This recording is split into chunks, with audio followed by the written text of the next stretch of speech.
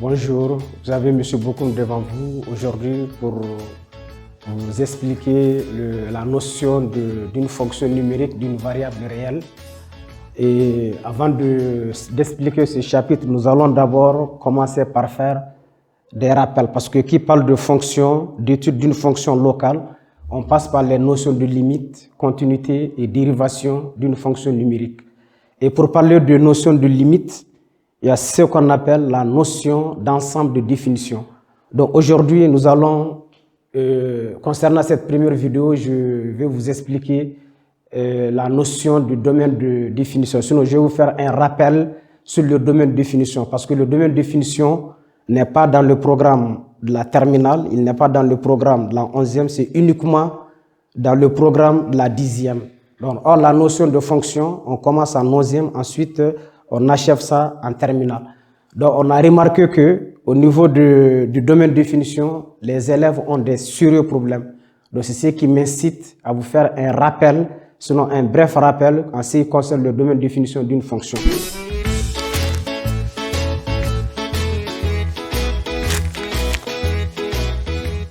D'abord, si je vous pose la question, c'est quoi le domaine de définition d'une fonction? Bon, beaucoup d'entre vous peuvent donner le domaine de définition de beaucoup de fonctions sans pouvoir pourtant donner la définition, sinon la signification mathématique.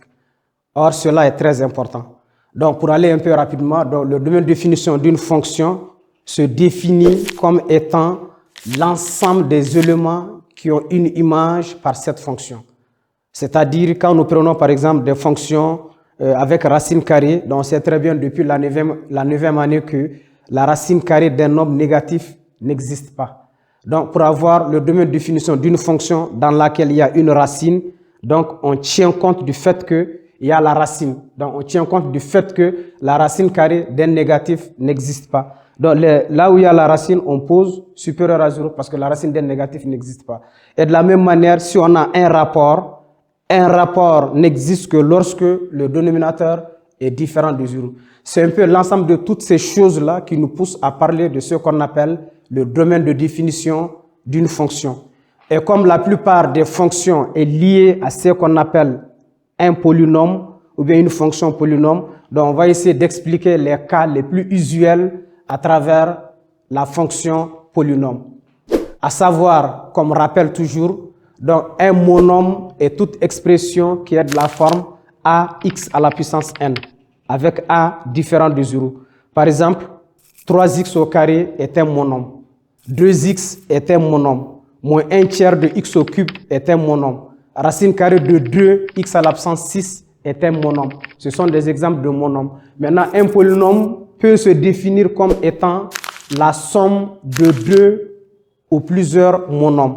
C'est-à-dire, quand je prends par exemple 2x étant un monôme, 3x carré étant un autre monôme, la somme de ces deux monômes est déjà un polynôme. Donc la somme de deux ou plusieurs monômes, c'est ce qu'on appelle un polynôme. Ça, c'est pour expliquer de façon simple.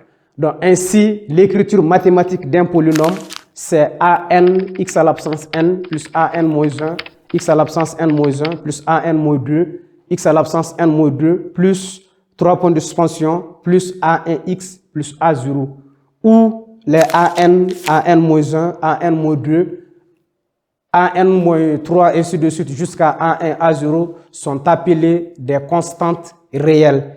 X désigne l'inconnu et n désigne le degré du polynôme. Donc le degré d'un polynôme f, si le polynôme s'appelle f, se note degré de f. Si f de x égale à k étant une constante, donc f de x s'appelle polynôme constant ou fonction constante. Si f de x égale à 0, donc ce polynôme s'appelle le polynôme nul. Je profite pour vous rappeler la définition d'une fonction rationnelle et d'une fonction irrationnelle. Tout simplement, une fonction rationnelle est le rapport entre deux polynômes. Donc si le numérateur et le dénominateur sont des polynômes, c'est en ce seul moment que le rapport est appelé fonction rationnelle. Par exemple, s'il y a autre chose au numérateur qui n'est pas un polynôme, ou bien autre chose au dénominateur qui n'est pas un polynôme, le rapport n'est pas du tout une fonction rationnelle. Il va de soi que le numérateur et le dénominateur soient tous des polynômes pour que le rapport puisse être appelé fonction rationnelle. Et quant à la fonction irrationnelle, c'est uniquement la racine carrée d'un polynôme. Je dis bien uniquement la racine carrée d'un polynôme. S'il y a autre chose sous la racine qui n'est pas un polynôme, alors la fonction n'est pas une fonction irrationnelle. Donc ainsi, si on suppose que P et Q sont des fonctions polynômes, et si f de x est de la forme f de x égale à p de x, p étant un polynôme, alors f aussi en est un polynôme. Donc 2 de f égale à 2 de p. Sachant que 2 de f ici signifie le domaine de définition de f. Et si f de x, la phrase continue, comme il y a 2 points là-bas, la phrase continue, si f de x est de la forme f de x égale à racine carrée de p de x, vu que p est un polynôme, donc racine de p est une fonction irrationnelle. Et son domaine de définition, c'est l'ensemble des x éléments de R tel que p de x soit supérieur ou égal à 0. Donc on résout cette inéquation, là où l'inéquation est supérieure ou égale à 0, c'est ça le domaine de définition de la fonction. Si f de x est de la forme p de x sur q de x, p et q étant des polynômes, alors f est appelé fonction rationnelle. En ce moment, son domaine de définition, c'est l'ensemble des x éléments de R tel que q de x soit différent de 0. Donc, on résout l'équation q de x égale à 0. Si cette équation admet une solution, le domaine de définition serait R privé de cette unique solution. Si cette équation admet 2 solutions, le domaine de définition de la fonction serait R privé de ces 2 solutions. Si cette équation admet n solutions distinctes, que je vais appeler x1, x2, x3 jusqu'à xn, à ce moment, le domaine de définition de cette fonction serait grand R privé de x1, x2, x3 jusqu'à xn. Si par hasard, on a essayé de résoudre l'équation et qu'elle n'admet pas de solution, à ce moment, 2 de f égale à grand R. Ensuite, si f de x est égal à racine carrée de p de x sur q de x, vous remarquez que cette fois-ci, la racine est au niveau du numérateur. Et au dénominateur, il n'y a pas de racine. Donc c'est comme si on a le rapport d'une fonction irrationnelle sur une fonction rationnelle. Donc cette fonction n'est ni une fonction rationnelle parce que ce n'est pas le rapport de 2 polynômes, ce n'est pas non plus une fonction irrationnelle parce que ce n'est pas la racine carrée d'un polynôme. C'est le rapport entre une fonction irrationnelle et une fonction rationnelle. Mais comme c'est son domaine de définition qui nous concerne, vu qu'il y a la racine au niveau du numérateur, il faut que x soit élément de grand R et p de x supérieur ou égal à 0, q de x différent de 0. Donc, c'est les 2 conditions pour avoir le domaine de définition de cette fonction. Donc, pour le cas suivant, si f de x est de la forme p de x sur racine carrée de q de x, cette fois-ci, j'ai amené la racine au niveau de p. Donc, au niveau du numérateur, on a un polynôme. Au niveau du dénominateur, on a une fonction irrationnelle. Donc, c'est comme si on a cette fois-ci le rapport d'un polynôme sur une fonction irrationnelle, qui n'est ni une fonction rationnelle, ni une fonction irrationnelle. Dans son domaine de définition, il faut que x soit élément de grand R tel que q de x soit strictement supérieur à 0. Pourquoi strictement supérieur à 0? Parce qu'un rapport existe si le dénominateur est différent de 0. Donc c'est la raison pour laquelle q de x doit être strictement supérieur à 0. Donc ensuite, le cas suivant, si f de x est de la forme racine carrée de p de x sur racine carrée de q de x, donc cette fois-ci, on a la racine au numérateur, on a la racine au dénominateur. Dans son domaine de définition, il faut que le p de x qui est au numérateur soit supérieur ou égal à 0, parce que c'est sous la racine, et le dénominateur doit être strictement supérieur à 0. Cette fois-ci, on a le rapport de 2 fonctions irrationnelles, qui n'est ni une fonction rationnelle, ni une fonction irrationnelle. Donc, le dernier cas que j'ai prévu, donc si f de x est de la forme racine carrée de p de x sur q de x, c'est-à-dire on a cette fois-ci la racine carrée d'une fonction rationnelle. J'ai dit bien la racine carrée d'une fonction rationnelle, qui n'est ni une fonction irrationnelle, ni une fonction rationnelle. Sans la racine, c'est une fonction rationnelle. Avec la racine, ce n'est pas une fonction irrationnelle parce que ce qui est sous la racine n'est pas un polynôme. Cette fois-ci, ce qui est sous la racine est une fonction rationnelle. Dans son ensemble de définitions, il va de soi que ce qui est sous la racine soit supérieur ou égal à 0. Ici, il est question de P de x sur Q de x. Et en même temps, il faut que le dénominateur soit différent de 0 parce que sans la racine, c'est une fonction rationnelle. Donc, ainsi, comme remarque, le domaine de définition d'une fonction dépend toujours de l'ensemble de départ de la fonction. Cela signifie quoi? Donc, dans tous les cas qu'on vient de dire, chaque fois on dit 2 de f égale à x élément de r. X élément de r. Le r, c'est l'ensemble de départ de la fonction. Maintenant, une fonction pour laquelle on a donné un ensemble de départ. Si j'appelle l'ensemble de départ grand I, si f est défini de grand I vers grand R, alors le domaine de définition de la fonction serait l'ensemble des x éléments de grand I tel que f de x existe. À ce moment, on met x éléments de grand I et on ajoute les conditions pour que f de x existe. Donc c'est un peu comme ça qu'on détermine le domaine de définition d'une fonction. Donc ça, c'est juste les cas les plus usuels. Mais à l'image de ces cas, quel que soit le cas qu'on vous donne, vous devez être capable de donner le domaine de définition. Parce que sans le domaine de définition d'une fonction, il serait très difficile d'étudier une fonction. L'étude d'une fonction dépend de son ensemble de départ. Donc si l'ensemble de départ est raté depuis le départ pour l'étude d'une fonction, tout le reste serait faux. Parce que les limites qu'on va vous demander de calculer plus tard seront liées à l'ensemble de définition de la fonction. Donc si par hasard, chez toi, le domaine de définition est raté, donc tu vas calculer des limites pour des bornes qui sont fausses. C'est pour ça qu'on doit tout faire pour ne pas rater le domaine de définition d'une fonction. Et même après les calculs de limites, on nous demande de calculer l'expression de la dérivée. Avant même de faire la dérivée d'une fonction qu'on doit étudier, on doit d'abord, il est recommandé d'énoncer que la fonction, elle est dérivable sur son ensemble de définitions avant de faire sa fonction dérivée. S'il s'avère que le domaine de définition est raté, c'est un problème. Ensuite, le tableau de variation qu'on dresse, c'est toujours sur l'ensemble de définitions. Et la courbe qu'on va tracer après, c'est sur l'ensemble de définitions. Donc, vous convenez avec moi que l'ensemble de définitions joue un grand rôle. Donc, on doit tout faire pour ne pas rater le domaine de définition d'une fonction.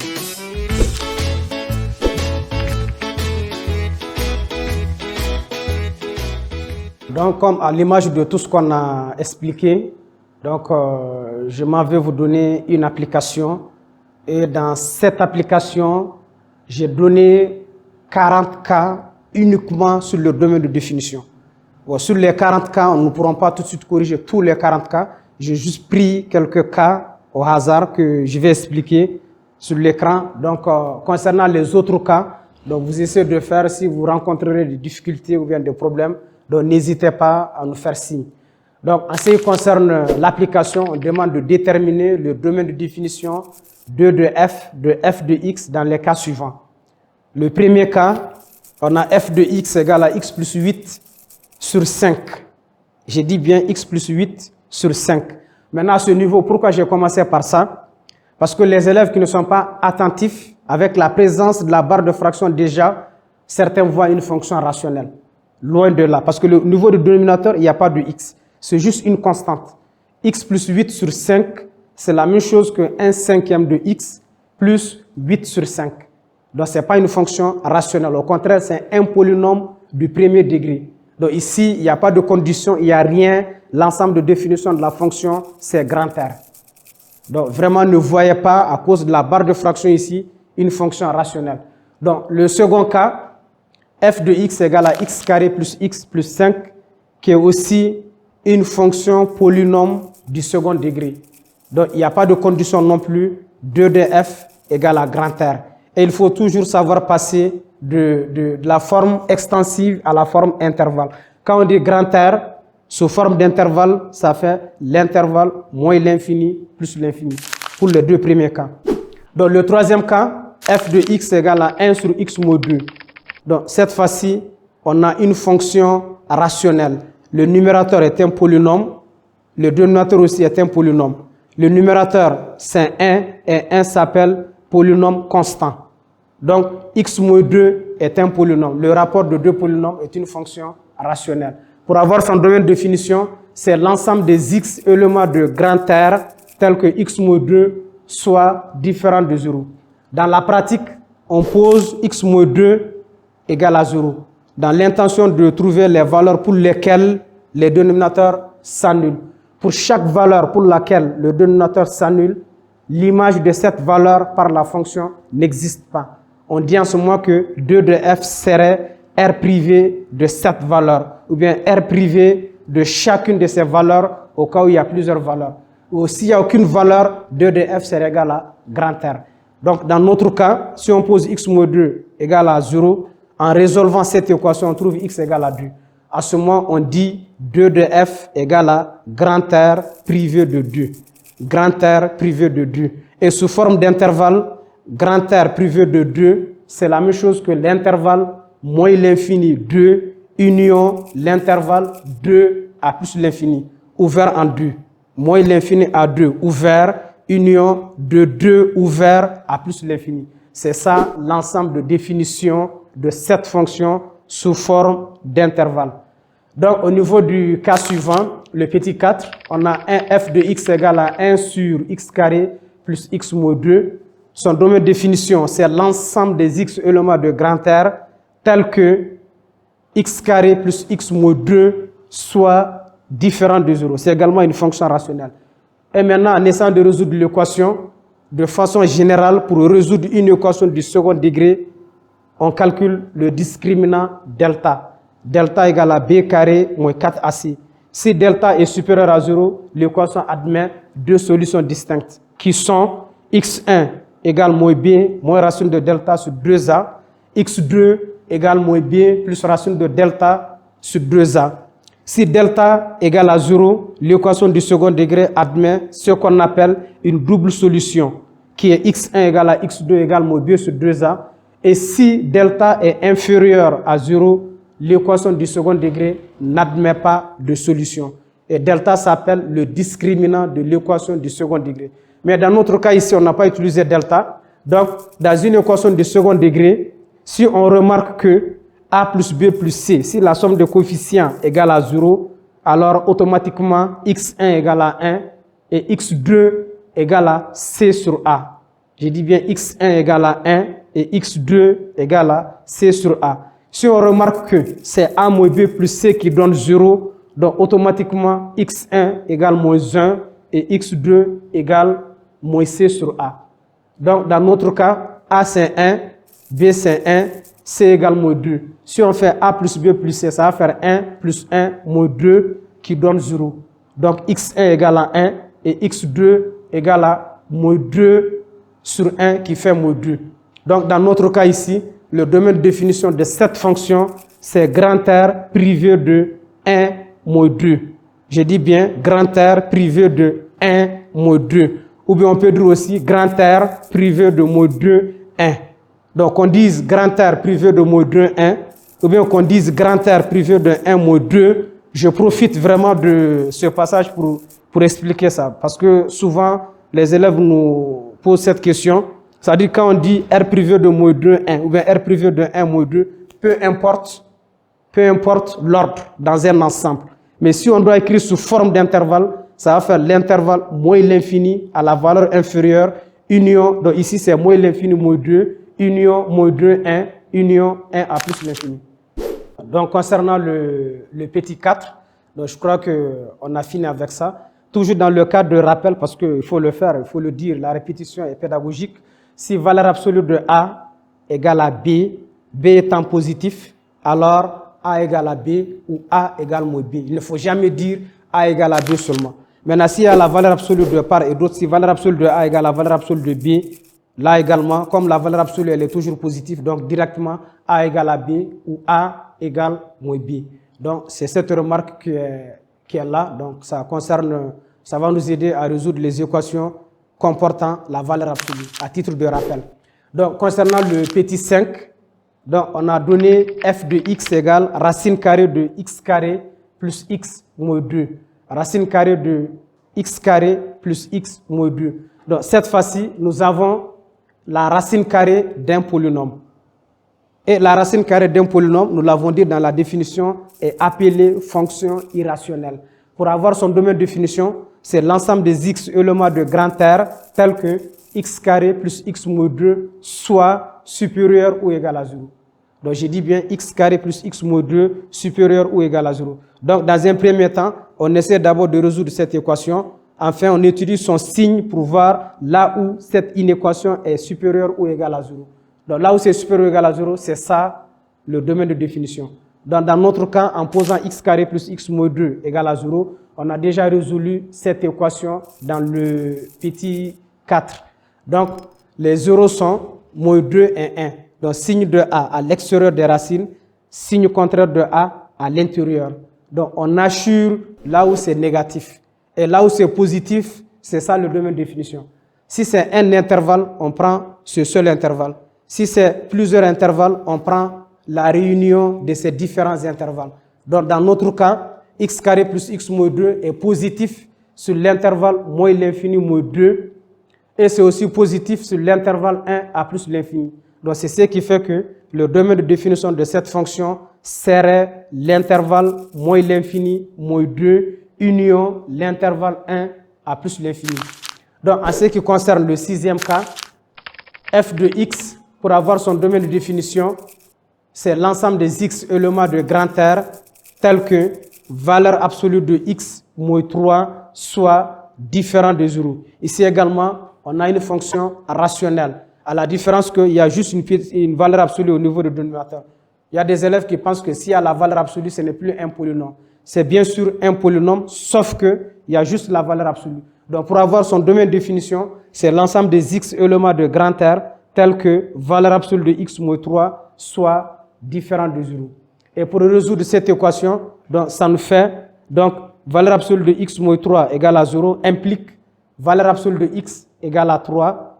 Donc, x égale à 3 ou x égale moins 3. Ne dites jamais x égale à 3 seulement. Si valeur absolue de x égale à a étant positif, alors x égale à a ou x égale moins a. Donc, c'est les deux solutions. 2 de f est égal à grand R privé de moins 3, 3. Sous forme d'intervalle, ça fait moins l'infini, moins 3, union, moins 3, 3, union de 3 à plus l'infini. Ouvert en moins 3 et ouvert en 3. Donc, en ce qui concerne le dernier cas qu'on a prévu, le 19, c'est également une fonction rationnelle. Donc, pour avoir son ensemble de définition, c'est l'ensemble des x éléments de grand R tel que le dénominateur soit différent de 0. Et dans notre cas ici, le dénominateur c'est valeur absolue de x moins 3 moins valeur absolue de 2x moins 5 différent de 0. Donc, on va essayer de résoudre cette équation pour savoir si elle admet ou pas des solutions. Donc, en posant valeur absolue de x moins 3 moins valeur absolue de 2x moins 5 égale à 0, ça revient à valeur absolue de x moins 3 égale à valeur absolue de 2x moins 5. Donc, c'est la forme valeur absolue de a égale à valeur absolue de b. Alors, a égale à b ou a égale moins b. Donc, notre a ici, c'est x moins 3 égale 2x moins 5 ou x moins 3 égale à moins facteur de 2x moins 5. Si le moins rentre, ça va faire moins 2x plus 5. Donc, de part et d'autre, on cherche x. Donc, x égale à 2 ou 3x égale à 8. X égale à 2 ou x égale à 8 sur 3. Ainsi, 2 de f égale à grand R privé de ces deux valeurs qu'on a obtenues. 2, 8 sur 3. Et sous forme d'intervalle, ça fait moins l'infini 2, union 2, 8 sur 3, union 8 sur 3 à plus l'infini.